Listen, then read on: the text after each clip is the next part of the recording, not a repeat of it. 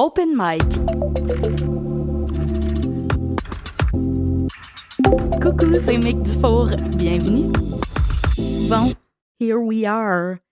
Cet épisode-là va être difficile à enregistrer, vraiment. Et je vous avertis, si vous l'écoutez en format vidéo, il se peut que vous voyez mes yeux se tourner vers mon ordinateur une fois de temps en temps parce que je me suis pris plusieurs notes. J'ai tellement la tête qui spinne que je veux essayer d'avoir une ligne directrice. Fait que si vous voyez que je regarde sur mon ordi, c'est juste parce que je me relis dans mes notes. Salut vous autres, merci d'avoir choisi Open Mic. Bienvenue dans le 3e épisode. J'espère que vous allez bien. C'est Mick Dufour qui vous retrouve dans mon salon, dans le confort de chez nous, puis une chance que je suis chez nous, parce qu'aujourd'hui, je me roulerais en boule puis je pleurerais. Pas juste un peu.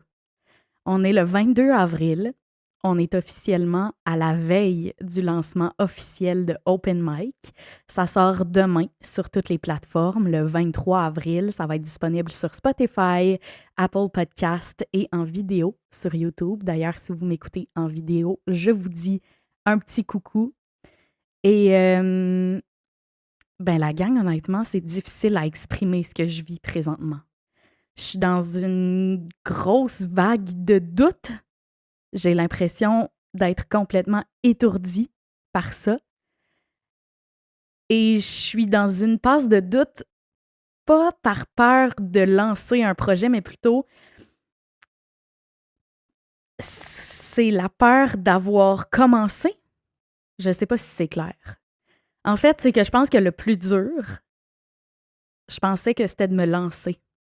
Et finalement, c'est tout l'inverse. C'est lancé. C'est annoncé partout, sur toutes les plateformes. J'ai eu le courage, le guts de lancer ce projet-là qui me parle depuis tellement, tellement longtemps. J'ai enregistré 2 épisodes déjà, 2 épisodes que vous avez pu écouter. Puis là, vous êtes en train d'écouter le 3e que j'enregistre 8 jours à l'avance. J'ai reçu de l'amour. J'ai publié sur toutes mes plateformes. Je pense que je sortais un podcast. Je ne sais pas comment les 2 premiers épisodes vont avoir été reçus. Mais c'est pas ça l'important. Je doute. J'ai reçu de l'amour et là, je doute. C'est comme si maintenant que c'est vrai puis ça se concrétise, je me demande si je suis pertinente, si je suis légitime, si j'ai le droit d'être là. Fait qu'aujourd'hui, je vous invite avec moi dans cet espace de néant-là. On va essayer de déconstruire mes pensées. Et on va juste jaser du doute. On n'est pas ici pour performer, ça, il faut que je me le rappelle. Parce qu'on se souvient, si vous avez écouté le premier épisode, c'est ma mission première avec Open Mic, ne pas faire ce projet pour performer, mais juste pour le plaisir. Voilà. Au tout début, je voulais pas faire d'épisode du tout sur le doute. Ça m'est venu à cause de mon feeling, ce feeling-là là, que j'ai depuis les derniers jours, mais qui s'est surtout amplifié aujourd'hui. Je pourrais même pas vous expliquer comment je me sens. C'est comme si j'avais des papillons dans le corps. Je remets tout en question. Je réécoute les épisodes. C'est comme ça que ça se manifeste, ce doute-là. Et je les réécoute depuis 1 semaine environ. Les premières fois où j'ai réécouté les épisodes, tout allait bien. J'étais tellement fière. Puis là, plus je les écoute, plus je me demande, mais c'est-tu assez bon? Est-ce que ça intéresse vraiment quelqu'un? Est-ce que je suis legit? Est-ce que j'ai dit des choses que je vais regretter? Pourquoi j'ai besoin d'être validée, même si je fais ce projet-là pour moi? Je vous en ai parlé dans l'épisode numéro 2, mais pour moi, la validation des autres, c'est très important. Et je voudrais qu'on creuse ce sujet-là dans les épisodes à venir. Une autre chose que j'ai dite aussi dans le tout premier épisode d'Open Mic, c'est que je voulais pas faire ce projet-là dans la pression de performance. Je suis une grande performante dans la vie. Ça fait partie de moi. J'ai été conditionnée comme ça pour que tout soit parfait. Et j'ai lancé ce projet-là en disant que je voulais juste jaser. Et là, on se retrouve à la veille du lancement du projet qui est supposé me faire du bien. Et je doute. Je me demande si c'est bon, puis si ça va pogner. Alors qu'au départ, j'ai dit que je m'en foutais complètement puis que je faisais ça pour moi. C'est un peu une forme d'échec. Pas vous mentir, c'est un peu une forme d'échec parce que c'est même pas sorti encore, puis j'ai déjà échoué à ma mission de ne pas performer dans Open Mic. Je peux le voir d'une autre façon aussi, puis de me dire tout simplement que c'est des apprentissages.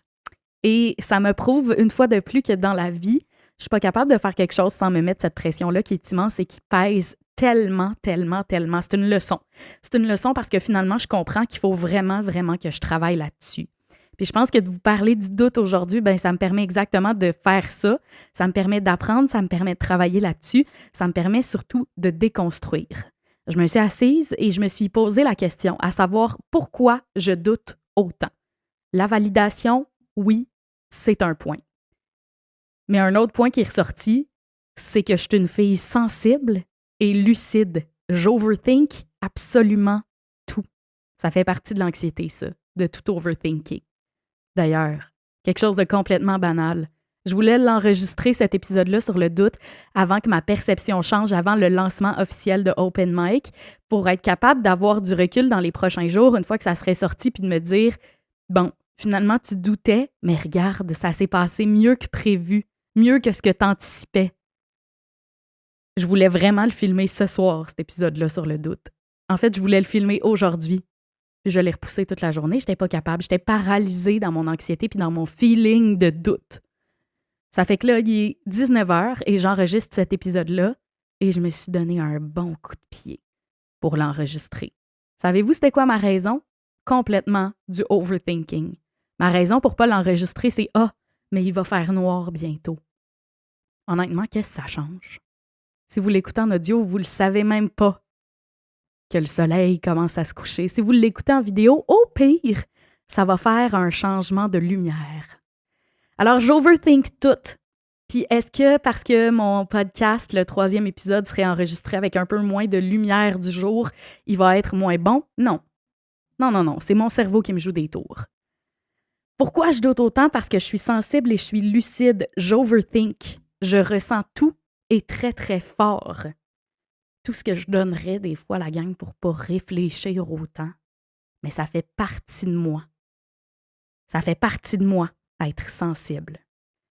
Une autre des raisons pour lesquelles j'overthink, c'est que j'ai une tendance à analyser toutes les nuances, les réactions, les silences. J'ai pas juste une conscience de moi, j'ai aussi une conscience très, très forte des autres. Et ça fait en sorte que j'ai une grande capacité à tout remettre en question. À remettre en question les réactions des gens puis à me demander si c'est parce qu'ils trouvent ça nul. Mais ça, encore une fois, c'est mon cerveau qui me joue des tours. Puis savez-vous quoi? C'est drôle. Parce que moi, j'ai choisi de m'exposer sur les réseaux sociaux. Je suis créatrice de contenu maintenant. Je fais ça pour le fun. Je fais ça par passion à la base.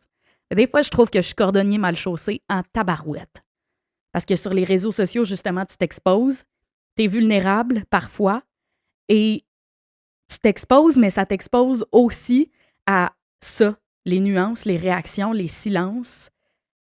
Ça t'expose à toutes sortes de commentaires. Puis moi, les commentaires des gens, c'est quelque chose qui me blesse profondément quand c'est négatif.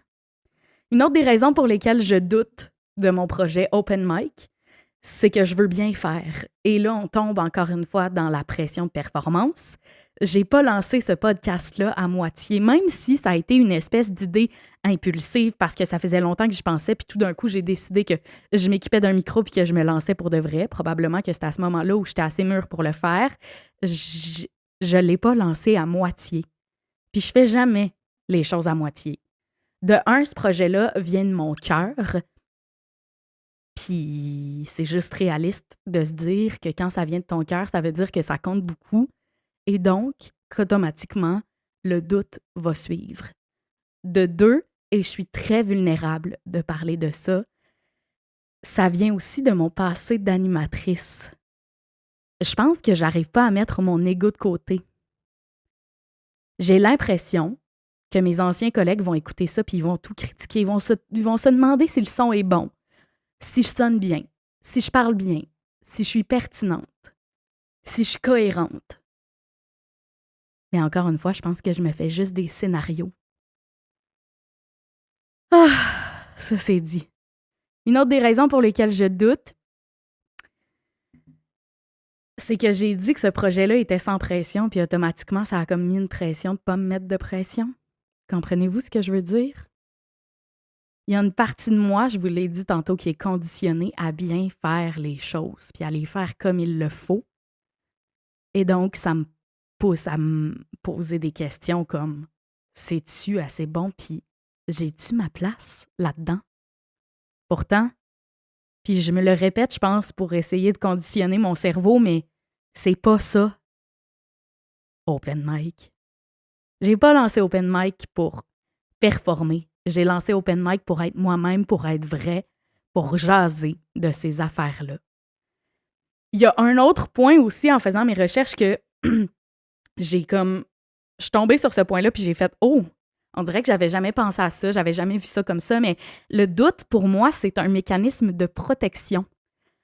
Je me dis que si c'est moi qui rejette l'idée en premier puis qui doute de moi en premier, ben si les autres le font après, c'est pas grave parce que moi, je vais l'avoir fait en premier pour moi. C'est ma façon d'anticiper le rejet. Ça, ça part de loin, je pense. OK, je vais prendre une gorgée d'eau parce que je viens de garrocher cette garnotte-là comme si c'était rien, puis pourtant, c'est quand même assez lourd, ce de quoi je viens de parler. Au final, je pense que ça va m'avoir fait du bien, puis j'espère me sentir plus légère après cet épisode-là. J'espère aussi que ça vous fera du bien à vous aussi, si vous êtes dans une période de doute. Parce que le doute, il n'est pas juste à moi. Il ne m'appartient pas. Le doute, il est collectif et il y a plusieurs personnes qui le vivent. Le doute est souvent en silence. Il est peut-être plus fort dans ma tête présentement, mais je pense qu'on est très, très nombreux à le vivre, le doute. Alors pourquoi pas en parler et le partager collectivement, sans tabou. D'ailleurs, si vous avez une passe de doute, n'hésitez pas à l'écrire sur mes réseaux sociaux à moi, à Commercial Mick Dufour, dans les commentaires sur YouTube, dans les commentaires sur Apple Podcast, dans les commentaires sur Spotify aussi. Je suis toujours super, super ouverte à vous lire, puis ça me fait super plaisir. On pense souvent que le doute, ça nous empêche d'agir. Moi, présentement, je réalise que le doute m'a frappé plus fort après l'action. C'est-à-dire que j'ai décidé de lancer Open Mic, je l'ai annoncé partout, j'ai eu des réactions positives, puis c'est là que le doute me frappe. Après avoir lancé quelque chose qui me tenait à cœur, après avoir décidé d'enfin faire le move après des mois, pour ne pas dire des années, à penser à ce projet-là. Le doute, c'est pas juste moi qui le vis, c'est peut-être toi aussi, dans différentes situations, parce que tu as publié quelque chose de personnel puis tu te demandes si c'est legit. Parce que tu as posé une limite. Ça arrive souvent quand on est dans le doute après avoir posé une limite, après avoir dit non, après s'être respecté et pourtant on s'est respecté. Le doute ne devrait pas avoir sa place après avoir posé une limite. Le doute, tu peux peut-être le ressentir aussi après avoir pris une décision difficile, puis je suis avec toi de tout cœur si c'est ta situation présentement. Peut-être que le doute, tu le ressens aussi parce que tu as décidé de changer de direction de vie. Que ce soit une rupture, une réorientation, un changement de carrière. Et d'ailleurs, on en parlera du doute dans le contexte d'un changement de travail éventuellement parce que moi, ça m'est arrivé. Le doute, il est très présent dans nos vies. Et ça me mène à vous poser la question, est-ce que vous avez déjà douté après avoir eu du courage? C'est paradoxal, non, comme question? Ça n'a comme pas de sens ensemble. Tu doutes après avoir eu du courage. On s'entend, une fois que le saut est fait, on s'attend à se sentir fière, libérée, confiante. Mais souvent dans la vraie vie, et c'est ce qui m'arrive présentement, le doute vient après. Tu as eu le courage de faire quelque chose qui t'a pris tout ton guts, puis tout de suite après, là, tu te sens petite dans tes shorts. Moi, présentement, là, 22 avril 2025, je me sens mini dans mes shorts. J'ai peur. J'ai envie de me cacher. Je vous l'ai dit au début de l'épisode, j'ai envie de me rouler en boule, puis si je pouvais, là, je pleurerais. En fait, je peux, il n'y a rien qui me retient, mais savez-vous quoi? J'aime bien mieux m'asseoir avec vous autres, en parler, puis déconstruire ces pensées-là, parce que le plus important, c'est de parler dans la vie. Puis ça, j'arrêterai pas de vous le dire. Je pense que le gros soupir. Franchement. Je pense que si ça arrive, là, puis qu'après avoir eu du courage, on se sent tout petite, qu'on a peur, qu'on a envie de se cacher. Je pense que c'est parce que le courage, c'est pas une garantie.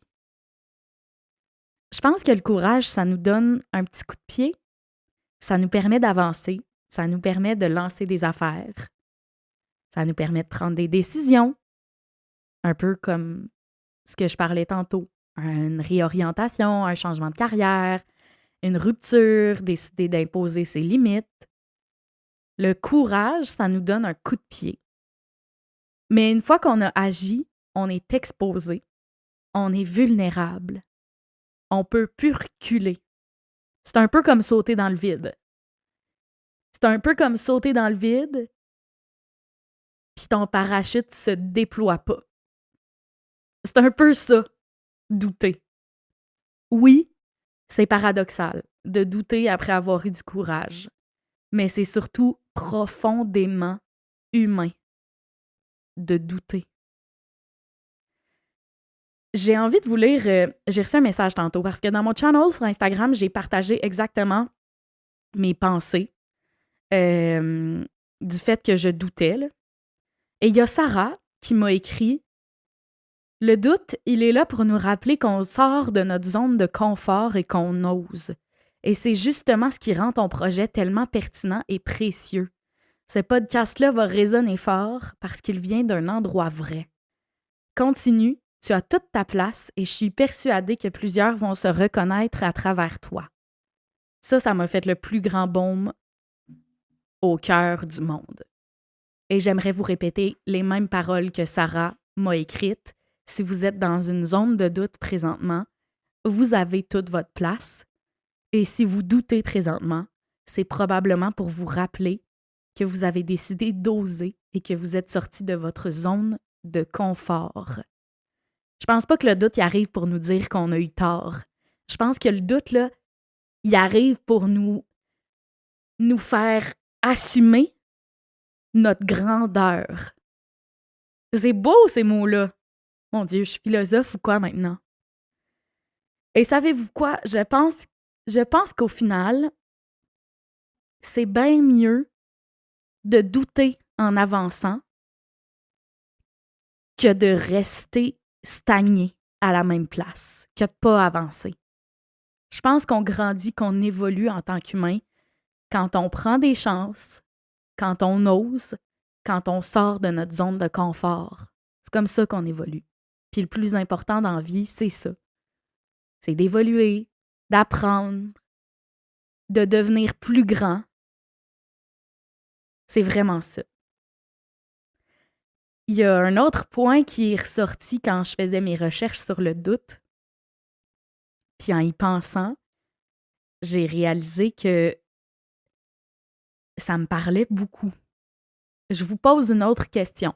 Est-ce qu'à vos yeux, j'ai l'air confiante? C'est quelque chose qui me revient quand même assez souvent, ça. Mon Dieu, on dirait que rien ne te dérange, t'as l'air tellement confiante, t'as l'air tellement forte. Savez-vous quoi? En réalité, là, je shake, je tremble. Je vous l'ai dit, je vous le répète. Je me roulerais en boule. Et je pense que le masque de la confiance vient masquer les insécurités et les doutes de plusieurs personnes. Si jamais à un moment donné dans ta vie, tu doutes, et puis il faudrait tellement que je m'ouvre les oreilles à ce moment-là parce que ça vaut pour moi aussi.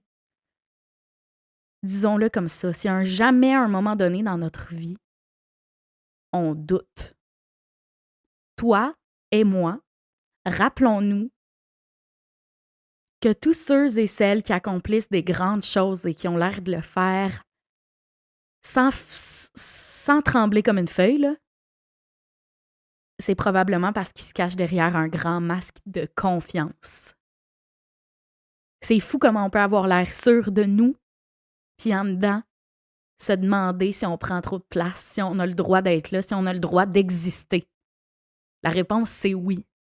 Mais c'est totalement légitime de se poser ces questions-là.